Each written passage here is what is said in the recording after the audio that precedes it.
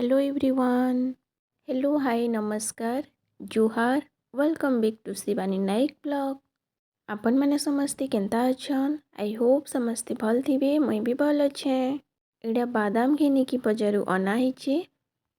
काचा बादाम आईटा कनमूल कंदा।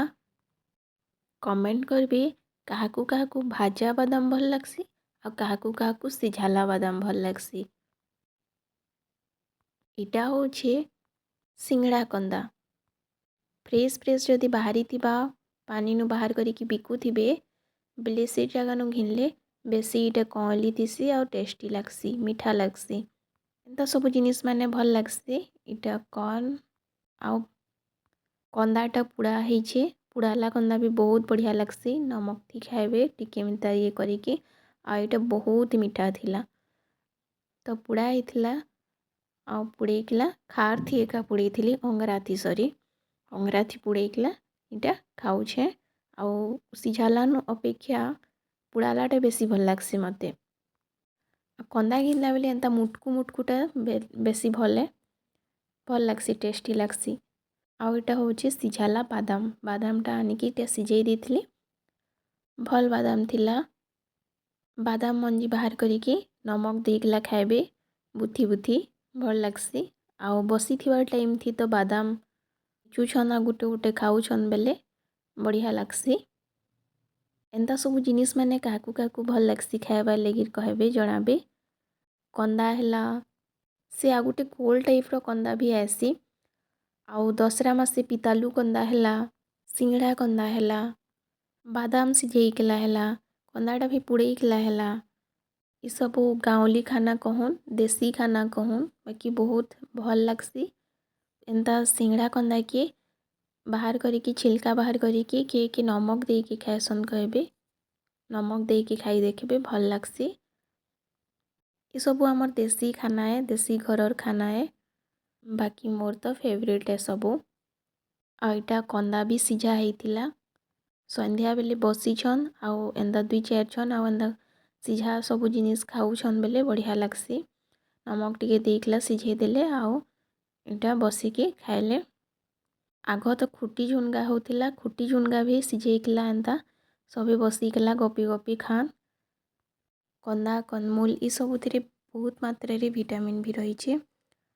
तो जेते बेले भी बाजार जाउछन दिसुछे इ सबु जिनिस बसिछे आसिछे तो रेट देखिकला घिनिके आनुन खाउन एंजॉय करुन।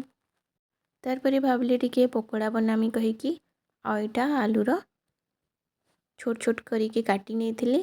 बेसन कॉर्नफ्लोर हल्दी नमक देकी बेटर बने नेली। एबे आलू के इथिरे चुनु चुनु आलू के दे देली आउ छानी नेमी सुढ़ा भी टिके देइथिली। आलू पकोड़ा एबे बादल पाक करिछे आउ पकोड़ा टिके तो हेबा जरूरी है। कम तेल दे छानी नौथिली कम कम करिकी कांजी की बेसी तेल केते देबे सुज वेस्ट हेसी। तो इटा छानी नौ इटा टिके करारा करिकला छानली आउ आ बाकी जेनटा टिके थिला सेटा पकोड़ी लेखे एंदा छानी नेली छोट छोट करिकला। इटा बेसी खर नहीं करी एंता न थिला भल लागुथिला इटा भी। एबे तो पिकनिक टाइम है आउ समस्ते पिकनिक जाउथिबे तो पकड़ी छानी की भी खाइबे पिकनिक जगह रे। एंता फूलकोबी पकोड़ा हला आलू पकोड़ा हला बैगन चिप्स हला छानी के खाउन एटा भी ऐड करुन मेन्यू रे। चना पना टिके मझी मझी रे हेबार दरकार है भल लागसी। हेल्दी नहीं हेले भी टिके टिके हेसी आ भल लागे खाइबारटा। तो रेडी हो गला मोर छना पना एबे टिके खाई नमा आ इटा प्लेटिंग करिकी नहीं आसीछे सॉस टिके रे खाएमी। टमाटर सॉस नी बाहर करी न चिली सॉस रे खाएमी भाबली आ इटा चिली सॉस रे बाहर करिकी खाउथिली। जेन माने भी वीडियो के देखुछन वीडियो पूरा देखबे लाइक करबे शेयर करबे सब्सक्राइब करबे। जेन माने ऑलरेडी करिछन चैनल के सब्सक्राइब से माने को बहुत बहुत धन्यवाद थैंक यू। आ जेन माने देखुछन वीडियो के प्लीज जाइके लाइक करबे और सब्सक्राइब कर देबे। वर्षा पाक बनीचे बेले एंता टिके कि मिली गले हैला जे दिनटा बनी जिसी। वर्षा पागर मजा पूरा। आ इटा डिनर लगी राति रे फुलकोबी आलू तरकारी होता। बढ़िया दिशुचे देखुन यम्मी यम्मी तरकारी आउ रुटी रे खिया हेबा इटा। बढ़िया से फुलकोबी आलू मटर चना कम मसला देकी इटा तरकारीटा टिके झोल झोल टाइप रो रखाई छे। आउ गरम गरम एबे सर्व करिके खिया हेबा। इटा रुटी लगा होछे बढ़िया फुलुची आम रुटी अटा रुटी। आउ एक्चुअली रे माइक नुहे घिने यूट्यूब लगी तो से लगी टिके आवाज भल से नहीं आसुथिबा बाकी टिके एडजस्ट करी नेबे इन फ्यूचर घिनमी आउ। तो यहाँ डिनर स्पेशल आड़े टमाटर खटा टे थिला तो आनी पकीछे खावा लगे। आड़ा यम्मी यम्मी तरकारी बिना तेल वाला रुटी अटा रुटी और प्याज है गला। तो डिनर करी नमा